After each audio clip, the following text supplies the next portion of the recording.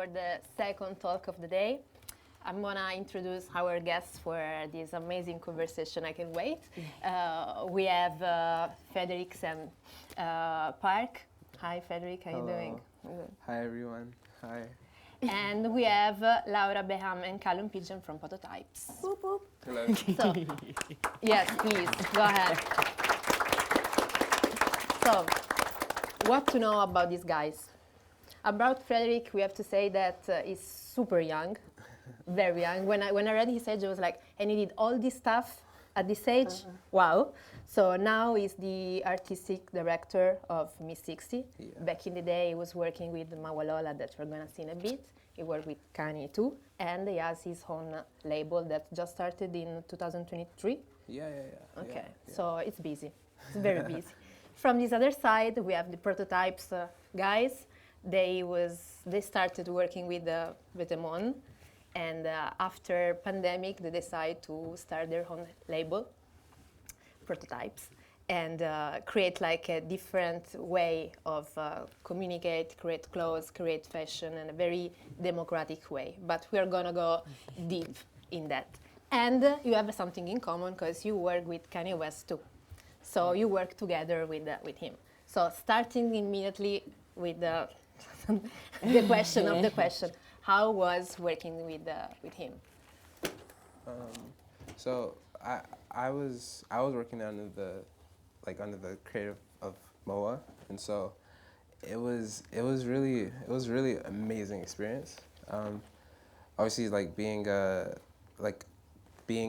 black guy in 21st century, like there's not like the people you worship as a kid. Like for me, definitely it's like yay. So like MOA putting me in a room with him was like insane. Crazy. You know, like it's crazy. And so seeing that from a music standpoint, from a fashion standpoint, from an artistic standpoint, is already insane. And like he's also like crazy, like in terms of like fashion wise as well, because I was kind of like, oh, you know, this guy's a genius in music, but like, what does he know about fashion? But then seeing him actually like in the studios, I was like, Jesus, like this guy actually knows more than so many different people. And also to be able to like pick who he wants to work with, picking obviously you guys, MOA, like how he's in love with everyone is also an eye for that as well. Yeah. It's almost like, I guess from a music standpoint, picking like who you want to make your beats and stuff like that. And so he has a crazy eye, crazy ear, and so yeah, he's insane. And So that was an also amazing experience. He gave you the chance to meet like other like creative like people who work with. Superheroes, yeah. So, what about you? Yeah, I can only agree to that. I would describe it as Disneyland for creatives, like on all levels, like music, art, architecture, food. Working with someone that is so quick in thinking and getting like seeing the best and the most potential in you and pushing you to become the best and to grow. I think it's very, very rare to have someone that truly believes in you and really has only the best in mind for you. And he's a genuine, kind, humble, amazing person, great mentor.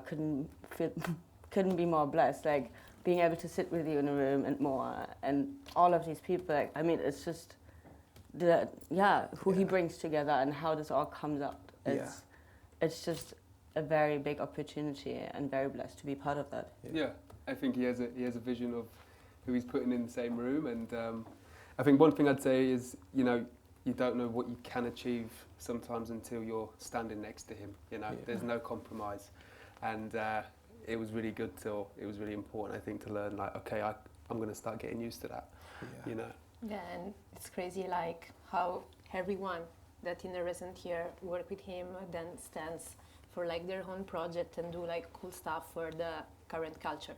Yeah. So he definitely has an eye on like creative who work with, and like your brands, your work is a vivid like message about that.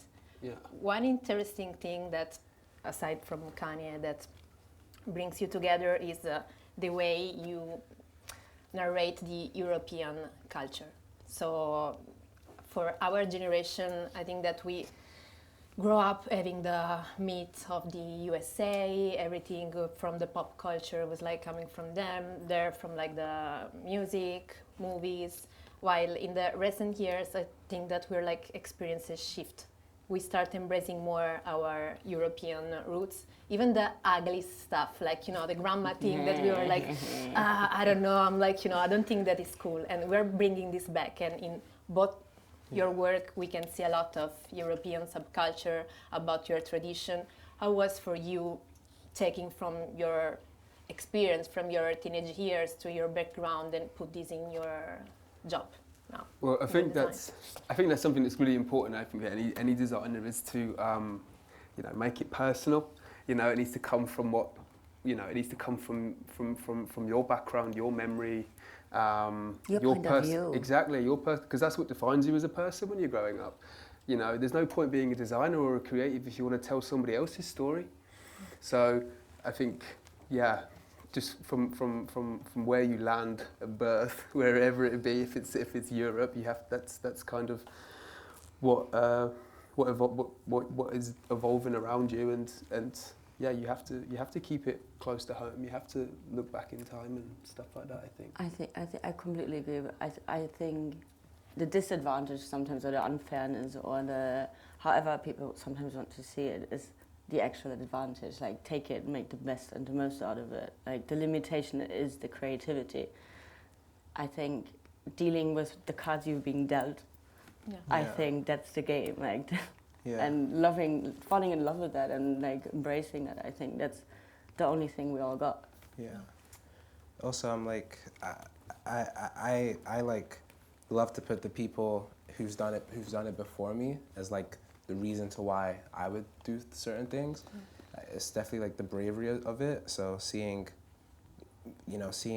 Gosha put these like Eastern European boys on a runway made me feel like, oh wow, you can do that. Yeah. Or seeing Virgil putting, you know, black guys in football jerseys on a runway, like, oh, okay, you can do that. You know, I'm used to seeing like, oh, fashion needs to be this, it needs to be that. So I think definitely seeing people do it kind of gives you like the bravery to be like, okay, this is accepted.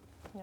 And how you doing this, like, you know, from your side, like, you know, how you able to always reinvent your past, our past, because then it's like a story in which almost everyone like can understand, can reconnect, because it's like our past. How you had like a little bit more of you in this? I think, but like, well, let's say Duchamp and ready-made, like going into art. I think conceptually speaking is a very good reference for us, or the base of prototypes in that sense with the upcycling. I would say.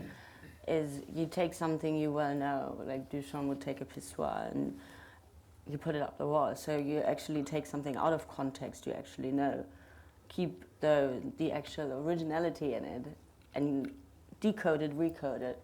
This is, I think, one of the most freeing point of views if you do not try and reinvent the wheel. Like, there's a body and two arms and two legs. Yeah. None of us is going to reinvent a pair of pants unless we get a third leg, I guess, anytime soon. But having said that, I think like it's fashion. It's supposed to be fun and playful. And I mean, this time, like the time we consume, or like social media and all of that, we consume so fast. So I think like having something that catches you in terms of like back like childhood memories, emotion, you're emotionally attached to something. That's when you like kind of like start like feeling it. And then I would say that's ready-made in that sense, Duchamp, or childhood memories, football, like all of these things that trigger you, that make you have some sort of feeling inside. I think that's the goal. Yeah, to move something inside your belly. Yeah. You need, and you need that. Yeah. Otherwise, you're just doing some assignment. I don't know. You got to have something burning inside you to get it out. Otherwise, it's like it makes no sense to do what we're doing. I agree. Yeah. And what about like an inspiration for you? It can be a person, a moment, a movie, a cartoon. If like, what's in your mind, like in the last months, like something that inspire you, that is inspiring you a lot. It can be everything, even like, you know, and not existenting, sorry for my English thing. Everything. It's art. That's again, I mean, I would say if you're open to anything, whatever you see like in your daily life, like I think like digging for like the next thing is barely, it's not possible. It's just things and energies that come across you that something triggers you to touch it and to play with it and to start working with it. Yeah. Being specific about it is such a difficult question because, I mean, past collection for us, I mean, it was about subculture. It was about... For me, it was like power in numbers. That's something that was really like, inspiring. I think probably the last time we were working was like, well, we did a lot of work into sort of the football culture and, you know, the fan base that comes with that. And if you look at some of these fan bases in some parts of the world, they all look the same, and it's the anonymity of like, you know, everybody is in the same boat basically. Everybody's in the same on the same direction. That's something that's quite powerful when you see it visually. I think everybody in the same thing. Yeah, well, I remember like when me and Mo, for instance, we used to just send each other like memes, like just memes. Like as you said, like we consume so much on our phones, and so sometimes it might just be like a really stupid video that could inspire something crazy or like take you to a really like a whole another angle. Yeah. Like, you know, just the memes, something that makes you laugh, something that is like, maybe it's a dark joke you shouldn't laugh about, but then like, why is that funny? You know? Like, why is that funny? Or like, what's that joke meant to like represent? Because I always talk about how I actually didn't study fashion. I studied fashion at like a high school. Okay. Like it's called like the FRA. And then I went to do fashion communication. So my whole course of like 4 years of school is just about communicating. Mm-hmm. And so it was really about how can you communicate something? And I always look at comedians because these guys might have the deepest trauma, but it's about their delivery. Mm-hmm. It's about how they can like actually put something out and make it, you know, comfortable for everyone to like consume. Yeah. And so I know a lot of the creativity that I get comes from just things that happen all over the world, and like how can you put it out maybe in a runway? If we're talking about fashion, like how can you put it out in a runway or in a collection that is like accepted? Well, it doesn't need to be accepted, but accepted for you maybe, because people are going to critique all the time. But opening conversation, I think, is such a good point. Like just get people talking about like whether they like it or not. But it's like opening like a dialogue. Yeah, at least you're like you're moving something. Yeah. Well, you're not supposed to like make everyone happy, are you? No, of course, it's impossible. Especially like, you know, nowadays it's impossible to make everyone happy. But at least also like, you know, catching someone's attention. And make people questioning about your work is a goal. Yeah. Because this was like we were like talking before, like in private, about how many stuff, how many brands, how many shows, how many clothes. So you have to, in some way, reach the people and leave a message. And it's not easy at all. No. Let me say that. No. So moving to something more happy. Because if we go deep in these thoughts, it's going to be like, you know, football, or as we say in Italy, calcio. Because calling football for an Italian person is, because like, you know, it's calcio. Wait for the Americans to say soccer, then it's soccer. But for us Italians, like I should say soccer, I should say football, so just in case calcio. But let's call it football for now. Okay. In the last, it's something that puts you together, because I know that you like, you know, growing up in Tottenham now, and like, you know, with a big passion about football players. Yeah. And you said before that if you weren't be like a designer, you will be like football player. If I was good enough, So there's something that brings you all together here. Yeah. I'm like, I have a big passion for football too, since I'm Italian, and so it's But I want to talk about you, about how popular he become in fashion in the recent year, with like all this block court trend, where it's like people going out with a football jersey. They have no idea who team is or who player is. They just go out with this thinking that it's fashion. But you have a real passion about that, and you saw this trend coming, and you reinvented this in a different perspective, in a perspective that is not just about the sports, but about the culture behind the sport. Because I think that football is not just a sport, it's like a religion. It is religion. Yeah. So how you decide to approach this religion, because you know that there's like people being like, no, you can do this with a football jersey, or no. Yeah. How dare they? Yeah. So how was for you talking like, Yeah. taking like from football culture? I think the first thing, I mean, as we're always looking for new ways of like, what garments are there in abundance, and football on its own is, every team renews their jersey every season with new sponsors, new kit suppliers, and actually a lot of this stuff, which is polyester sportswear, which means it's never leaving the planet, is basically being renewed and mass produced so much. Think of all the football teams out there, all the players and all the names on the back and all the stuff that's going on there. So for me, first of all, it was a resource that we could really tackle and recreate out of new things.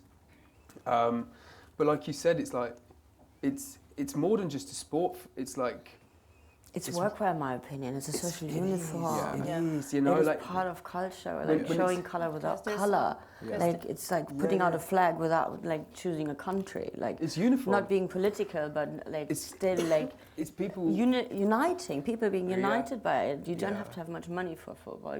Anyone can be part of that. It's just like a subculture that literally integrates every single person. So. And it's a bit like fashion. If you work hard, if you really believe in like in football, you can become a pro player. You can become a designer. You can become anything. And I think football is giving freedom in that sense of showing color or showing standing for something, but also not like excluding at the end of the day. Yeah. Because with the jersey you give a message. Well, Yeah, or but if then they everybody- play against each other, they shake hands afterwards, and we all have a beer, for fuck's sake. We're gonna cut this, I'm joking. It goes back to this power in numbers, which is like, you know, some people really like to be like to stand out, and some people don't. Yeah. And I think that's fine. I really think like if everybody can be working to like looking at in the same movement, you know, it comes to power in numbers. It makes people feel comfortable, and then it becomes a uniform because it's a replica that everybody is wearing, and they all go towards the same thing. What did they have yesterday out in the game? This massive, nice banner they put. Oh, I watched the game. Is Milan playing, no? No, that's tonight. What was it? Aston Villa, it's a like big banner that said the obsession. And it's like, it is a bit like that. It is about obsession and religion, and for these people, it's their weekend. You know, it's every weekend. I think it's beautiful because, like, I talk to my friends about this a lot. Like, football, I think it's a religion, and especially in the world that we live in, where everyone is like can be racist or whatever. There's no other sport where you're gonna go to Liverpool and you're gonna see a little girl with a poster of an Egyptian man in her room because Mohamed Salah is like so great. You know what I mean? Like Yes. it brings people together. Brings the world together. My dad put me in a Manchester United kit when I was born, and I'm born in London, so I could have supported Tottenham or Arsenal and stuff. He was like he wouldn't allow it. But then also I love how you guys do it because it's almost like it's like punk. You know what I mean? Very Like punk. it's so punk, and not in terms of. I mean, football can be mohawks and skinheads, but in a sense of like. Maybe punk in terms of Vivienne Westwood putting like putting like an X on a swastika type of T-shirt. It's like you guys are doing that in a way where it's like, who was wearing football kits and who was considering that high fashion 5 years ago, let alone, you know what I mean? Like I think it's sick, and it brings people together. Like I love football so much. I like Inter is playing AC today. I can't go because I don't know who to support. Okay. I don't know what part of like if I want to rep into, because I feel like AC is for like old people. Oh. I don't know. I just for the record, Conversation being I mean, I do have an AC Milan shirt Yeah. on, right? I am represented. I also have Inter I'm with Milan AC shirts Milan. at home. Even I'm if a my collector. dad is watching this, Yeah. it's gonna like, AC Milan all my life. Yeah? Yeah, I grew up with like, and it was like Kaká, Shevchenko time, so AC Milan. I got a back in the Shevchenko t-shirt too. Yeah. So I was about Yeah. to ask you which team you stand for. So I'm you Man already- United. You Man United? Yeah. Okay, sick. Yeah. Okay, that's great. Yeah, my grand- Eintracht, Frankfurt. Eintracht Frankfurt. Oh, Frankfurt sick. is my hometown. Yeah, I think my granddad was a cricket man, which is very old man actually. Yeah. And but when the football was on, it was Manchester United, and that just got filtered through the family and from being from Manchester. So Yeah. I think people would change their religion before they would change their football team. Actually, these 100%. days. Yeah. And like I could go to a pub and I'm always like, because I don't even like alcohol that much. But I'll go to a pub and I'm like, I don't know why I'm here. But as soon as someone finds out I'm a Manchester United fan, Yeah. you have so much to talk about. And I could be like with like some old geezer, and we have so much to talk about. Yeah, It's football crazy. connect people a lot. Yeah. Yeah. You see even like just like people that they don't like each other at all, then they figure out that they stand with the same team and stand. They Yeah. keep like talking for hours. Yeah. Yes. So let's move to another like big theme of today, sustainability. So you often said that you always try to find like existing garments that is like a huge abundance of clothes already created, but in the recent years we start seeing the vintage, as we know, getting like more and more difficult to find. Like if you search on platform like Vinted or if you go to the local market, you see a lot of fast fashion brands sell as vintage garments. The fake vintage. Yeah, the fake vintage. So I want to open this hot topic with you about what's the future of vintage. We are already It's a like great topic. it's a great topic. It's a great topic because there's a difference between vintage, dead stock, and secondhand. Okay. And I think we need to prototypes is not upcycling vintage in that sense. Yeah. We're working with dead stock and we're working with secondhand clothing or abandoned clothing. So that means as this industry is currently like running at such a fast pace, and there are commercial brands that are putting 10 to 15 collections per year out. Yeah. The amount of produced garments per year is insane, and as you can no longer incinerate in Europe as you used to be able to do that, what to do with it? So I think prototypes in that sense isn't tackling the issue of overproduction in that sense and dealing with other people's waste or unsold product. So yes, ideally it's gorgeous to have like original vintage, Yes. but I truly think good original, good nice vintage, there's no need to cut it up because actually the quality and the way it's been made, it was gorgeous and beautifully made. So that's why we're also obsessed about vintage actually. What has happened and what I would wish or hope for this industry is a bit taking a bit of like vintage as an example and go back to like proper craftsmanship. We're losing so much in terms of quality of fabrication, making, and so on. There's a huge lack of like new upcoming growing generation that actually wants to be a pattern maker or a seamstress or a tailor. And I really do think we as brands, but also in general the fashion industry, we have to take responsibility and speak up about those things, and we have to take responsibility and plan for the future. Yeah. So damage controlling, I see prototypes sometimes a bit as like a problem solver in that sense.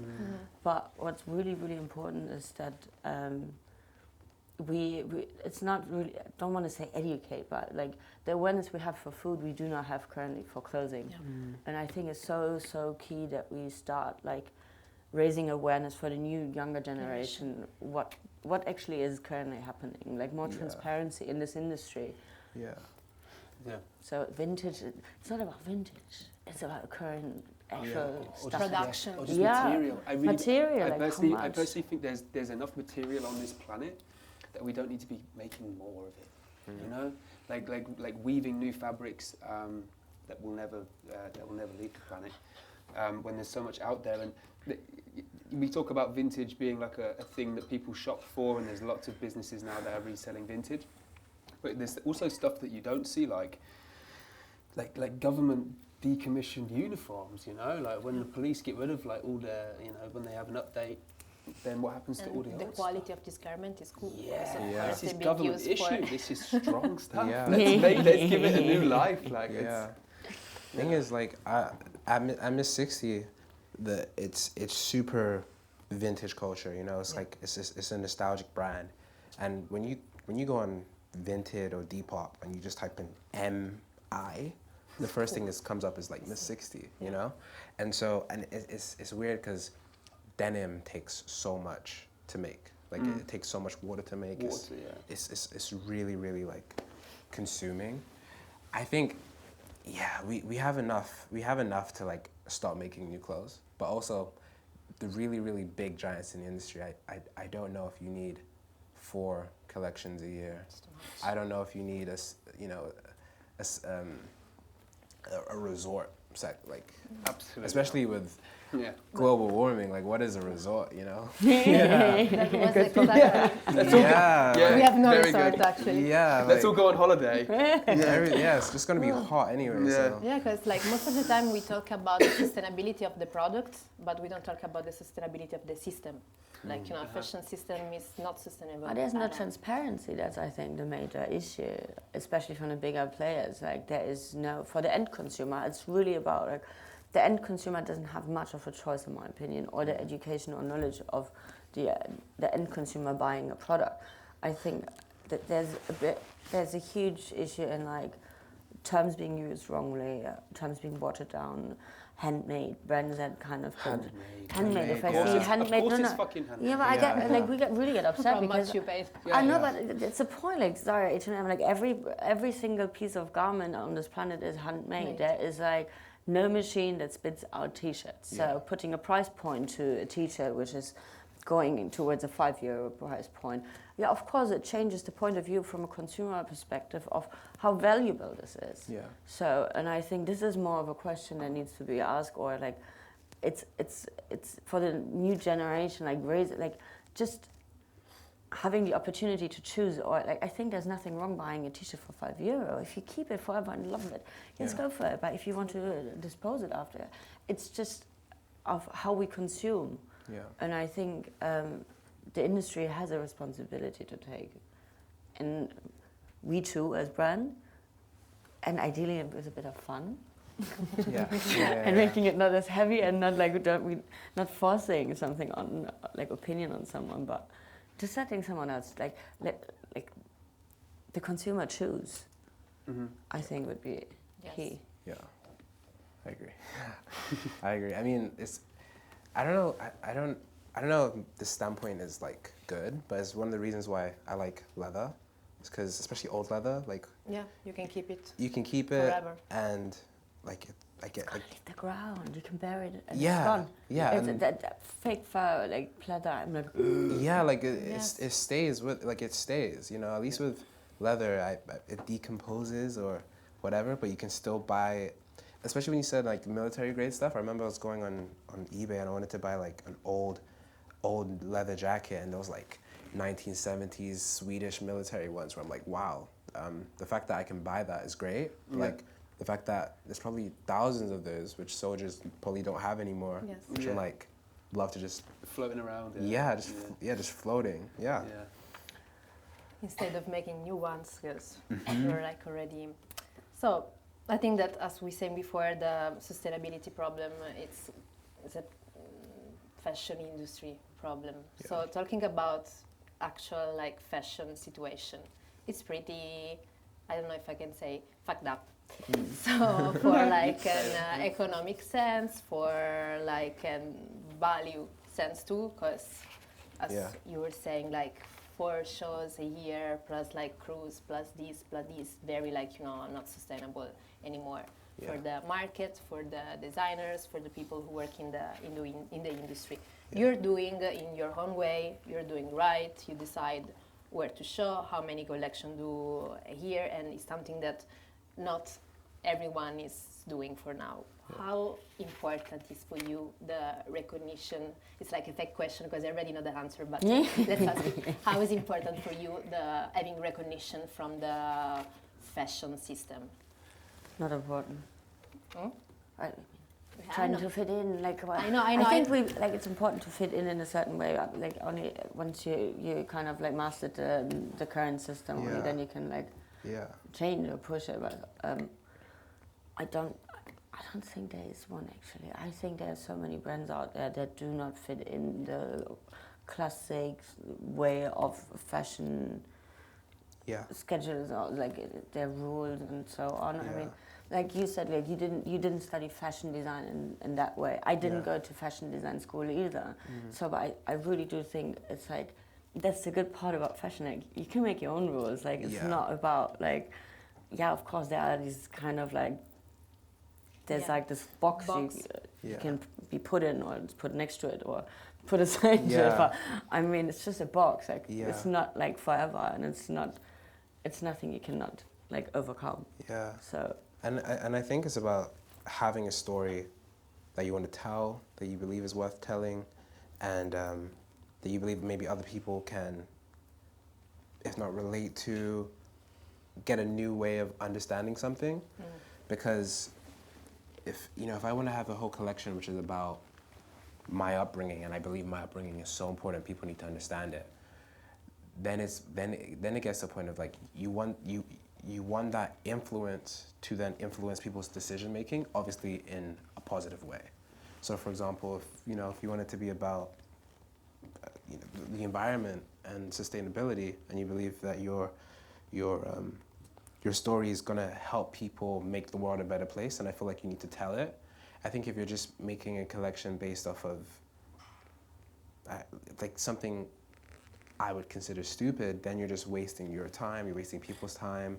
You're flying Doja Cat to like wear your clothes at the fashion show for no reason, and you're ticking boxes. Yeah, you're just ticking boxes. You're ticking boxes. Yeah, you're just please put me on the schedule. Yeah, put me on a schedule. Like, it turns into like this really like nasty amalgamation of like what fashion is, and like I love that you can get these K-pop brands to wear your stuff, and now you have an influence in Korea and stuff. I think that's really beautiful, and you're bringing the world together. But it does get to a point where you're just flying people out for names, and you're just it gets a bit crazy, and it's like, what's the point? And like Moa's not on the don't do fashion week schedule, because you have your own you have your own fan base, your own core base. You wanna do your own thing. You have your own story to tell, and you're still getting people to talk about your story.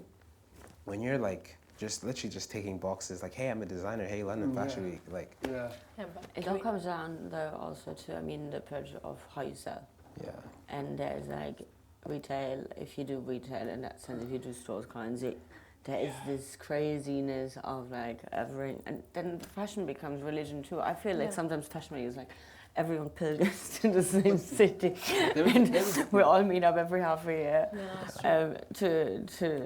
to do the same thing over and over and over again. So I think when you say more like not trying to hit these targets, also like of course, and it should come from that. It should come from like, okay, this is what we feel strongly about, and this is what we want to show, and this is when we want to show it, and that's all that matters. And if you open your doors to that, I think people will follow. Yeah, you're not going to impress everybody, and you're not supposed to, but I think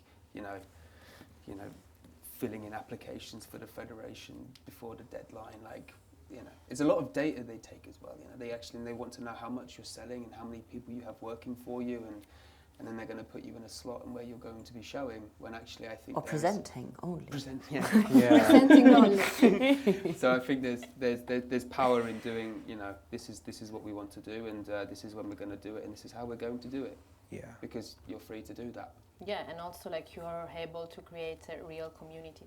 And, absolutely. Yeah. So if like you have a community of people that like like your work, follow you. They don't care about like the calendar. They don't care about all the institution that they're about to hand. Like everyone probably in this room had the perception that fashion, as it was, doesn't exist anymore. Yeah. It's still like there's all the whole brands doing the same stuff, but we feel that something is changed for real. Yes. I don't know when it's gonna happen, so I want to ask you when for you, if there's like a moment that you see as the hand as fashion how it was finally be as it should. I think it's a cycle. So okay. We are going. Yes, it's a cycle. I think like fashion shows used to be closed, like no publicity. It used to be for, the rich, like the clients only. I remember like the Halston or the old like Cristobal Balenciaga shows. It used to be like only that the clients and the really rich wives or whatever would it used to be that, and then there wasn't press, there wasn't publicity. They didn't really want you to see it. It was like private, and then obviously. I mean, Balenciaga does a haute couture collection where it kind of looks like that, very cramped out rooms, and that's how. Oh no, it is the original place where where those shows used to happen and got renovated so it's restored and actually Yeah, it's a cycle. So, I mean, you never, because obviously fashion is meant to be so exclusive. Who can get in, who can't go, and stuff like that. So. But there's still people acting like this nowadays. Like, from our perspective, even like for parties and stuff during fashion week, there's this stuff, but it's very private. Yeah. So it pisses me off a lot that people from our age still acting this way. Like, it's over. Yeah. It's over. Like, if you go to a certain party, you're not cool. It's not that like, an extra point on your life. And it's something that I hope that our generation change, because sometimes as a young person working fashion, I'm like, why? I keep having like this conversation with people of my age that like, no, I'm going to this show, no, I'm doing this. It's over. Like, guys, it's over. Yeah. we believe. I mean, I think that's what prototypes, or why we did prototypes, or why we call prototypes. It's there's no more ownership. It's not about me or him. It's about like encouraging everyone, like in that room, everywhere, ideally, like do your own stuff. Like that's how we like did the first season or build the brand on, is giving the instruction and the pattern away as a free download. Wow. So cool. Of course, a consumer as producer, how much more sustainable can you be? Like at the end of the day, like everyone has like a pair of sweatpants at home, a few tank tops, whatsoever. So the first season we launched prototypes. At the end, we didn't produce one garment. We just sent out these instructions. Instructions to people how to make the photo. it. It's a website. 10-step photo instruction, basically how to turn your sweatpants into with a hoodie. different level of. So there's from easy to like difficult. Like the tablecloth. There's literally no sewing. It's just like 3 holes cut in the tablecloth. So there you go. You got one size dress. So, but it's not about us. Just do your own prototype. Like it's like a rough idea, roughed up. Like just, I really, really believe like everyone has like their own point of view, and the time of like Coco Chanel and Karl Lagerfeld and all of these big names that you had to look up to, and they had. We can't reinvent this. Like it's like we're cycling back in these trends, and now it's this cool again, and now we're going back. No, so we do not want to reinvent. But the only thing that's left to do is like give away this ownership. Like just make it eye level. Like no, we're not higher or better. It's no magic we're doing. It's literally simple construction. There you go. Do it yourself. Figure it out, and. Make your own one-off. Like you don't have to like look like anyone else. You can be very unique and special and everything. And I think you don't have to have money for that either. Like I think well, that's demographic that it offers is like it can be available in store, but if you have pairs of jeans or whatever in your wardrobe that you're not wearing anymore and you want to make something else out of it.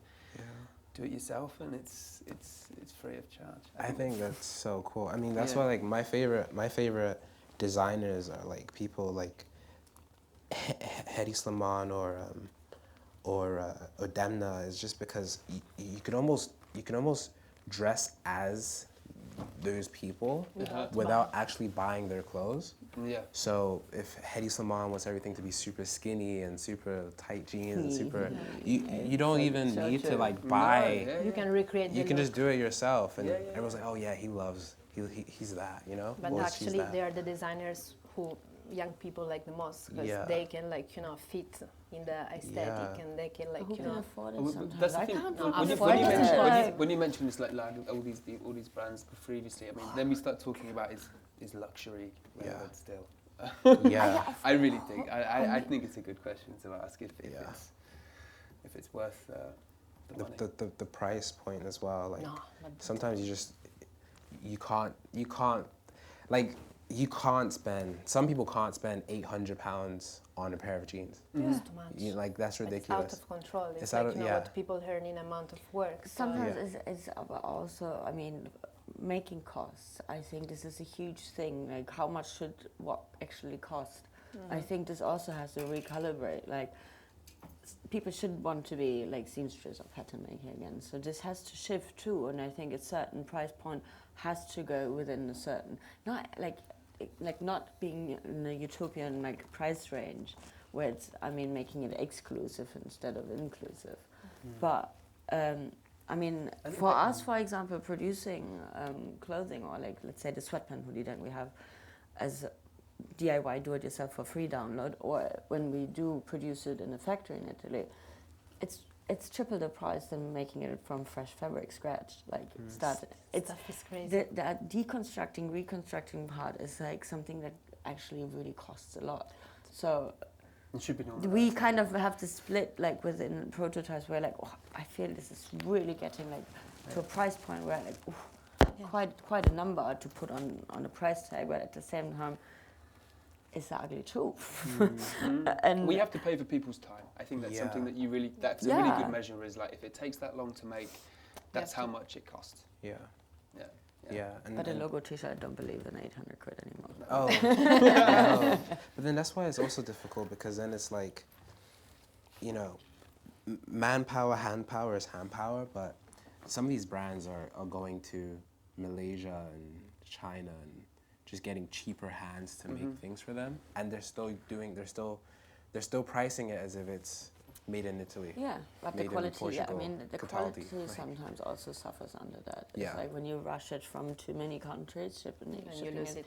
Yeah, and also I mean, made in Italy, to be honest, it isn't what it used to be anymore, and it's due to like extincting like craftsmanship. There is no more people actually that do want to love this. Because Like a pattern maker is a true designer, in my opinion. Yeah. I don't know where it started to split this job description of like, this is a seamstress, this is only a pattern maker, and this is only a designer. So designer only can hold a pencil or They what? can No, see it's like- shape. If you can see shape, I think you're. at the end, it's Yeah. a realization of everything. The construction. We're not doing art. We're doing design. There's a body and there's a function. Yeah. And we're like product delivering. Like we're not like, if you cannot sit or like walk in your design, and it's maybe not a good design. Exactly. No, exactly. So, but yeah. maybe then it's like, yeah, pattern makers are the true designers, and I do believe like being able to hold a pair of scissors and like having an idea and just approaching it immediately in 3D. Like, yes, this is craftsmanship. This is what we need, and I hope it's coming back up. Yeah, because I say this to my friends all the time. Like, fashion and art are different, but there is definitely an art in fashion, in creating, in making. When I went to like fashion high school, two of my classes were pattern making, pattern cutting, and I knew.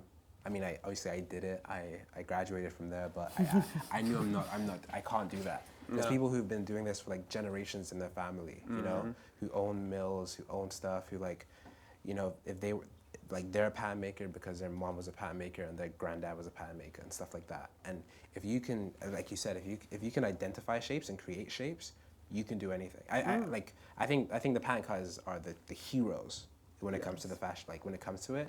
Sometimes when you see like a runway and the creative director walks out, you're like, you did 10%. Of Yeah, 10%. Because those like people in the white lab coats oh my God, like what they do or like what they went Real through heroes. is, oh my God, it's ridiculous. It's crazy. But Yeah, like I read one of the interviews where you were saying that nowadays everyone want to be like a creative director, a stylist, but there's like influencer, no one DJ. I mean, by the end of the day, like, can we, does anyone want to have like normal job? There's a lot of computer designers these days, and I think when we talk about the people that like pattern cutters or machinists or the people that are actually putting these things together, they're problem solving. You know, it's like, you know, there's been fittings where it's like, well, how do we get this volume back, or where did it all go? And having somebody in the room that can fix that is very important. So I think ideally, yourself as a designer, you should be able. I think so roughly, too. like, I think so too. and I mean, we work together also at Easy with More and so on. And it's not that you have to be a pattern maker or have to have like a school like certificate in like you did fine art or pattern. Yeah. I didn't do it either, but like I cut things up. I cut vintage up. I literally like make like deconstruct, reconstruct. Like there's no rules how to approach it. There's no right or wrong, but the passion and the love for it and taking it serious, I think this is key to it. Yeah, and the people who I know who are like straight pattern makers, pattern cutters, they are so in love with what they do. They're like they're sociopaths about it. They like they love it. They dream about it. You know? They lose sleep if they haven't got it. Yeah, they lose sleep about it. And I'm like, I remember when I was during the CSM BA show, one of my friends asked if I had if I knew a pattern cutter, and I was like, yeah, I do. I know someone. And I was like, I saw my other friend who was like kind of struggling. I was like, hey, I know this pattern cutter. Like, do you want them to help you? And they're like, no, I need to do it myself. Like, I need to do it myself. That's admirable. Yeah, you know what I mean? So it's like, these people are crazy. People are crazy. Okay, thank you so much. No, thank you. Thank you. Thank you.